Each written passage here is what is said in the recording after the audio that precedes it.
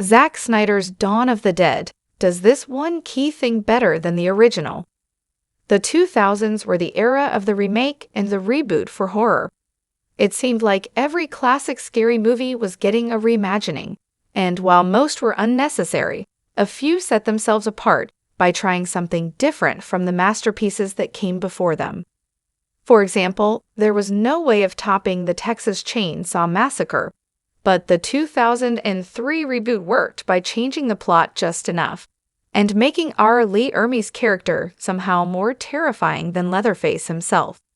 2004's Dawn of the Dead also had an impossible task, as Zack Snyder needed to find a way to separate himself from George A. Romero's near-flawless zombie film.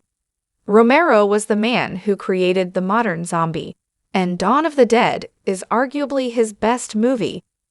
Everything about it works, but Snyder found one element that he could actually improve on. Romero gave the audience hope in his final scene, but Snyder went for gut-wrenching terror. The 1978 Dawn of the Dead had a hopeful ending. 1978 was one of the best years for horror, and leading the way was influential director George A. Romero. He first found acclaim with 1968's Night of the Living Dead. 10 years later, he was ready for a sequel that would elaborate on everything he'd first created. Night of the Living Dead was a small film that took place in a farmhouse as the zombie apocalypse started. Dawn of the Dead expanded the scope, showing civilization in the midst of ongoing chaos. Both had a powerful message. The first film is a heartbreaking movie about race, and with Dawn of the Dead putting its heroes inside an abandoned mall, the socio-political message about consumerism was front and center. At the end of Dawn of the Dead, only two of our heroes are still alive, the very pregnant Francine, Galen Ross, and a SWAT officer named Peter, Ken Forey.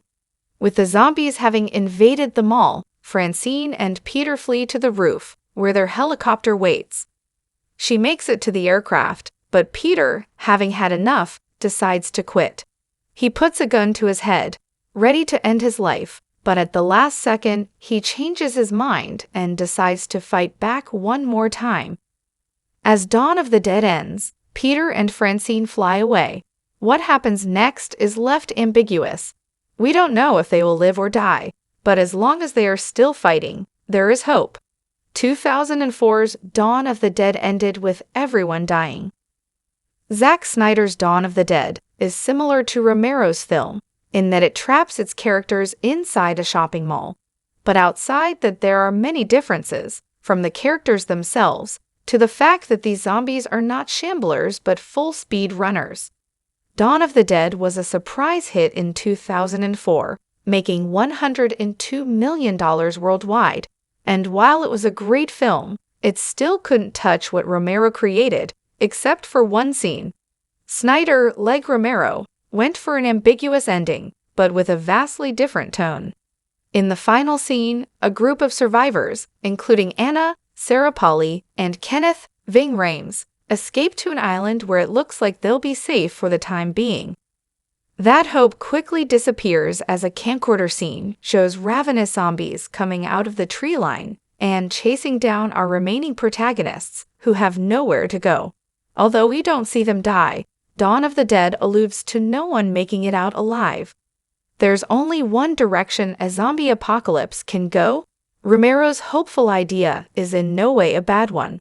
It isn't unrealistic, as if he is telling us that everything is going to be okay.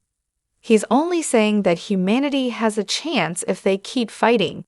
In Cinder's take, humans have zero chance. It's a zombie apocalypse after all. There's no coming back. Everyone is going to die, and the only question is when. This doesn't mean that Cinder had to show us the lead characters having their throats ripped out. It's more haunting to show us nothing and let our imagination do the work. What's just as haunting is how Snyder presented the ending.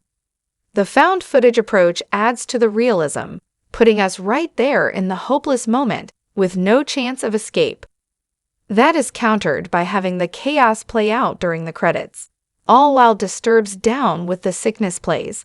Rather than it being over-the-top death and destruction, It's presented as matter of fact, as if Cinder is telling us that it was always going to end this way. It's not even worth slowing down for, or separating from the credits, because it was meant to be. Snyder's Dawn of the Dead follows what Romero did with Night of the Living Dead. At the end, our hero, Ben, Dwayne Jones, has survived the night, only to be shot dead by a mob who thinks he's just another zombie. He went through all of that, only to die when he was seconds from being saved. It makes for an unshakable finale. In Dawn of the Dead, Zack Snyder accomplishes the same thing.